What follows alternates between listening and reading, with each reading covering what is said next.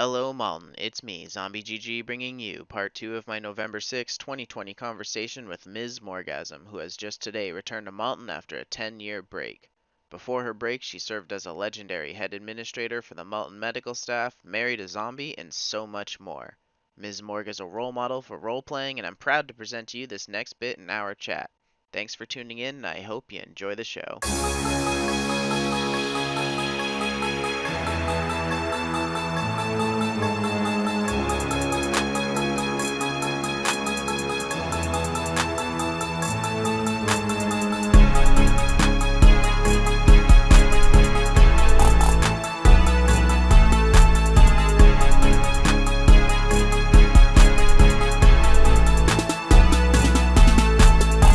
2008, what I was doing was I started the Roftwood Coordination Center Pro Boards forum, and that was just to kind of get the conglomerate of survivor activity all under one hood, because before everyone was really kind of splintered off in their own little individual group forums. We really tried to do that before. We had the Beer Ha channels before, and we had Dribbling Beavers, and we had Beavers. We had MMS, and then we had the Malton Medical. Oh God, it was the Malton College of Medicine, MCM. Yes, we had them. We had everybody on this IRC channel, and there was a bulletin board, and we try and kind of get things together and stuff like that. And I tried to get the Courtly Library people and a bunch of other people sort of interested, but the Courtly Library people seemed like they had their own thing and they didn't really want to join in with us. So we were like, well, if you need heals, well, we're just right there. We're just across from this park, you can come visit us and whatever. But I don't really remember them working with us all that much. It was all these random police department groups kind of. Yeah, the Roftwood Assault Force was the old school survivor tactical trench coaty group. The RAF, it was led by this dude named Deathnut. They're based out of the Grimshaw PD over in western Roftwood. Oh yeah, I remember that. Yeah, and that area was like Ridley Bank is right northwest of Roftwood, neighbors or whatever. Yes, and Ridley Bank would always launch their zombie horde assault teams over to Roftwood and stuff, and they just do tours of chomping each mall in the survivor security zone, and they're just the mortal enemies of the survivor security zone. And the Grimshaw Police Department was kind of the fort, the initial when the RF came into Roftwood, it would be the RAF would be the first dudes in the way to try to put some kind of resistance, at least to let everyone else know in the suburb, oh god, there's the zombie horde coming, guys, get ready. So they'd be the first little obstacle for the RRF and kind of the scout squad. Kind of like the wall in game. I haven't watched a bunch of Game of Thrones, but I hear that wall is kind of the first front. Yeah, they're definitely the, what do you call it? The Night Watch or whatever of Roftwood, or Rotwood, since the zombies love to come through here so much. Yeah, it really is Rotwood. There's an interesting story we can talk about later. We'll put a footnote for now about Rotwood. But yeah, by the time I got decent enough, or leveled up enough, Deathnut retired to where did he go? McLeod's Pub.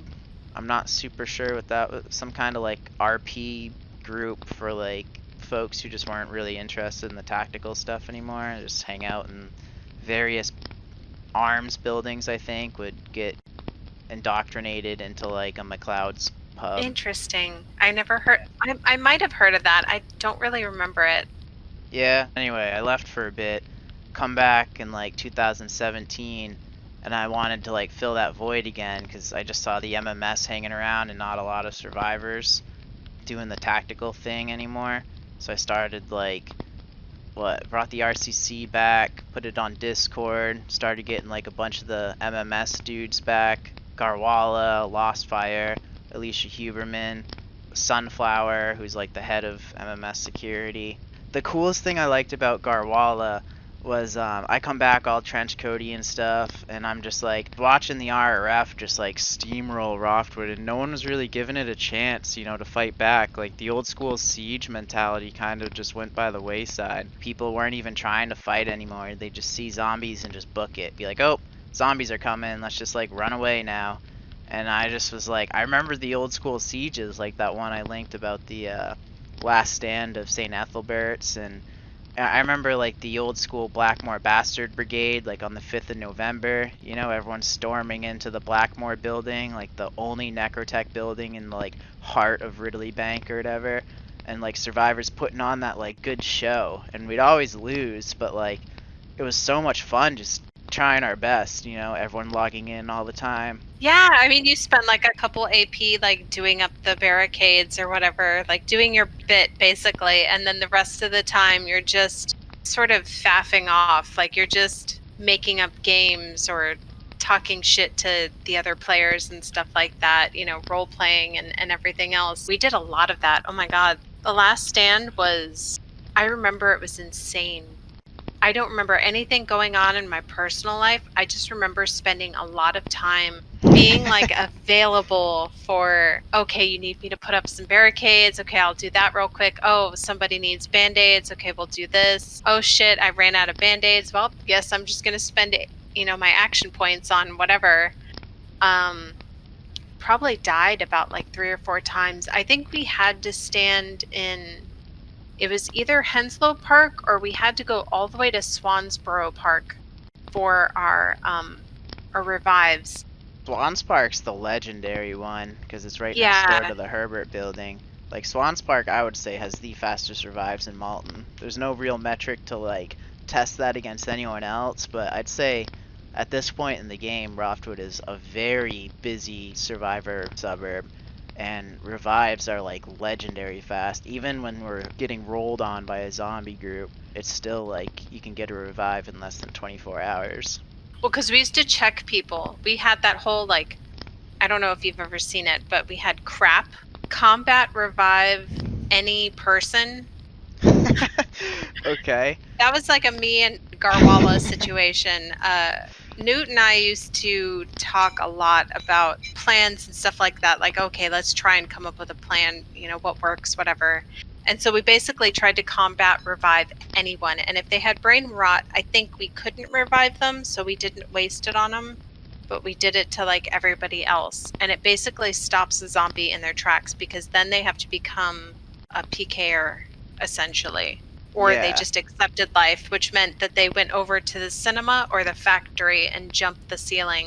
They jumped the roof to kill themselves.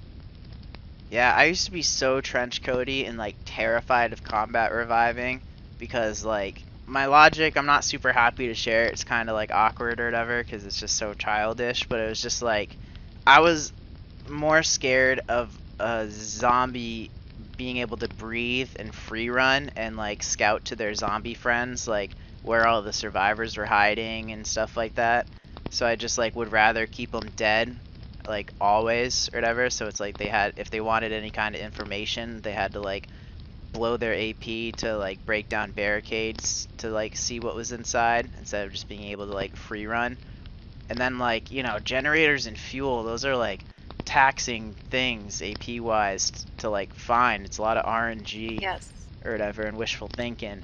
And like to just have one of the like combat revive one of these dudes and then they free run and smash a generator, it's like ugh, just like so demoralizing and stuff. But I saw, I'm not sure if it's the Malton Medical class or college or whatever the hell, but MCM, yeah. Someone has a rule of never turn the lights on. Lights cause cancer. And I was like dying about that today because honestly, if you have lights on, that's the biggest zombie draw. I learned that the hard way. And the funny thing is, most of the zombies were alts of like other characters that played with us. So they would send like the people that actually actively worked with MMS to like 5 suburbs away from us. And then they'd bring in their zombies just to like grief us. So it was friendly. It was friendly fire most of the time. Yeah, just something to mix it up, you know? Like, I do enjoy role playing, and I do enjoy having, like, the safe times in Roftwood to be able to just, like, entertain crowd of survivors and, like, meet all kinds of new people. And it's nice to see Roftwood and lights and be able to decorate stuff, like, for a short bit in time. Since I've been back in, like, my 2017 time, this, I can't remember the character's name. I think his name was, like, Mr. Toast or something. But he started the Mars group, the Malton Art Restoration Society, and he was just like, his whole purpose was just to decorate Roftwood with art. It was beautiful. Is that why we have like lion heads and like an abstract painting in St. That was Ethelbert? because you missed the Halloween party just a week ago or whatever. Like, for folks who are listening, we're recording this on November 7th, 2020, and we had one hell of a Halloween party from like middle of October straight up to Halloween. We had a group of feral zombies, probably like 6 to 8 at the most, just constantly knocking on our door, breaking in, you know, biting people, killing like 1 or 2 at a time. But for the most part, it was just a huge party, pretty frightening, kept a lot of folks on our toes, and we just had a lot of fun decorating the place and adding all kinds of in-game stuff as well. Like, what was it? I took a bunch. I went into the St. Ethelbert's hospital X-ray room because at first I go in there. I'm like, "Hey, folks, come on! It's the middle of October. We ain't got like no Halloween spirit here." And I didn't like have things to decorate like what you're talking about, the actual in-game objects like the European paintings and the stuffed lion's head. So I kind of just flavored it up with in-game speech, like. I go into the X-ray room and I just take a bunch of like photos of myself or whatever, and so it's like a bunch of skeleton pictures. And I'm just like hanging them up all over the like hospital, down the like corridors and in the front lobby and the cafeteria and stuff like that. So you got like spooky stuff. And then I went into like the blood supply closet and grabbed a bunch of vials, and I'm just going around blessing the walls and stuff with blood and blessing like the different survivors, just little douses. As if the walls need more blood on them. Yeah. A big thing, I don't know if it was when you were around, but Lost Fire, as head administrator of the Malton Medical Staff, has really kind of brought a legacy item that's just a like standard operating procedure now for Malton Medical Staff toolkit, is the surgical chainsaw. I'm hoping I get Lost Fire in this call. I reached out immediately as soon as I heard word that Morgueasm was back, and I immediately jumped back. I've been kind of out of the metagame for a while. I went really hard for a few years, like building the RCC Discord community and stuff, and I did something even different this time than I did on the Pro Boards thing. Like the Pro Boards thing, I just kind of wanted like all the different survivor groups in the area, but in this Discord thing, I kind of like added even an extra dimension where like the private channels were for like pro survivor activity, but the public channels were for like our frenemies. Cause like you said, you know, I just feel like this game, honestly, I have the most fun with like going against groups. Like the Flowers of Decay are like a very well-known PKer group, and then the Ridley Bank Resistance Front's obviously always been Roftwood's #1 rival. And it's like, I wanted a space for them to be able to participate in the community. I mean, they definitely deserve a place. We had a lot of friends that were PKers that would just come in and be like, "Oh, you know, let me regale you with this like alliterative poetry before I murder you," and then like I'm gonna use all of my AP to do this alliterative poetry, kill you, and then just stand there and wait to die from somebody else's hand. That's like revenge killing or whatever. We had a lot of friends that were like that, and it was really good for a long time. It wasn't until certain outside, not really players of Urban Dead came through that sort of like ruined some of that and put paranoia into play and made it kind of like tried to kill some of the fun. I mean, we definitely kept the party going, but at the same time, like we could see people like zerging and like murdering us, and even doing like I think I mentioned this to you before, but like the rape text / murder, and that stuff is just like fucking Jack Neon. I will call his name. I'm sure he's still standing outside St. Ethelbert's even right now, but we definitely The targets of a lot of not fun stuff. yeah. Well, especially Morgueasm. I mean, look at her name, and then you have like, oh, she's this buxom like redheaded nurse and all this shit. Like, she's gonna Be the target of some stuff. yeah. Yeah. Which was something I had to then suddenly be aware of and like deal with and try and still like lead this group, even though like this thing had just happened that was like super kind of embarrassing and sort of shitty. But It's like you're trying to do something for like a fun spirit, but you're attracting like bad juju in the process. yeah. And it just got sort of disgusting. And then all my friends were like wasting all their time trying to like kill Jack Neon. Because that was like what we ended up just doing all the time was like, okay, yes, we're trying to defeat like the zombie hordes and stuff like that were coming through with something awful and like 4chan type groups. And then Jack Neon. It's amazing how much action points that guy had at the end of the day. Like if Yeah, it's dedicated to like harassing you guys. and then every time we revived him, like you mentioned in I think it was either the first or second episode, you mentioned that he used to go on the radio and talk about how we had like done like experiments on him. Yeah.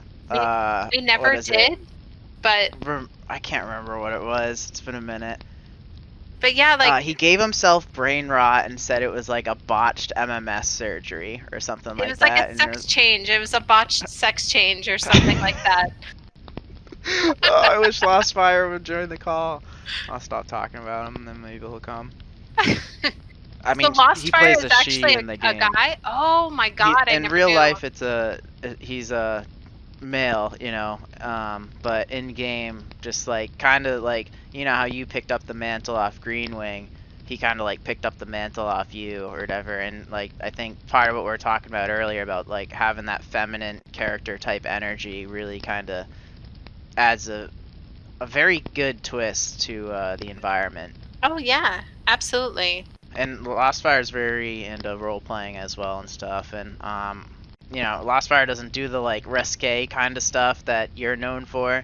Yeah. Lost Fire's profile is a lot more like cute and modest and stuff, like an elven face kind of description. I think I owe them an apology because at one point we totally thought that Lost Fire was a Zerg for somebody, some player killer.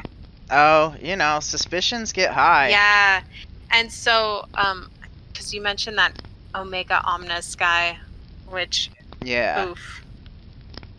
Yeah, I remember hunting them down with my old school RCC group. They were a member of the Black Hand or something. You remember you were talking about how they were like some trenchy group, Shadow something. It was the Black Hand. Yeah. Yeah. It was Omnis Omega and Omega Yeah. Omnis. So he like literally ran like two characters that worked together, which is like, I don't know, you know, I'm all in on like my zombie GG character. I do play like, I have Vamp GG, which hangs out up in the very far northeast corner, and all he does is he just like haunts this one necrotech building forever. It's kind of a very low activity area. Like I don't see like maybe one zombie a week, but I always home base in one necrotech building, and that thing is like the description. Let me log in right now. Like I've seen ruined buildings and stuff, but Roftwood we fix things up pretty quickly so things don't rot too long. But what is it? You're inside the Crampton building in Dunningwood. The Necrotech logo is set in the wall behind the front desk, and the doors open onto powered down computer rooms and laboratories. That's pretty basic. But then here we go. The laboratories have been ruined with broken equipment smashed to the floor. The ceiling above you has collapsed, and a carpet of 1,000 weeds reach towards the sky. Whoa, 1,000 Yeah. weeds. My other character, Human GG, haunts the Fort Perrin area, and like that's like a group called Rotwood Elite. Us survivors in the RCC just made a zombie group that harasses Fort Perrin way the hell down in the southwest, far away. So it's like we have this pro survivor group in Roftwood called the Roftwood Elite, and then we just kind of made like to help keep the game balanced and stuff, and to help give us like a richer understanding of how zombies play. We just started our own zombie group way down in Fort Perrin called the Rotwood Elite. That's fantastic. I used to run with zombies. Like for a long time, I thought, oh, I never want to do that. That's stupid. I'm pro survivor all the way. Like maybe it was my own trenchy like thinking like, oh, I could never be a zombie. What are you talking about? And then someone mentioned to me like, well, you learn how the other side thinks and you learn how they play by playing a zombie character. So I actually joined Mob. Oh, really? Mob. Yeah. The Militant Order of Barha. Welcome back, Malton. This concludes part 2 of my ZGG Fireside Chat with Ms Morgueasm of the Malton Medical Staff. Be sure to stay tuned for part 3 coming soon. This ZGG Fireside Chat is a post-apocalyptic production proudly presented to you by me, Zombie GG. Thanks for listening, Malton, and as always, the pleasure's been mine.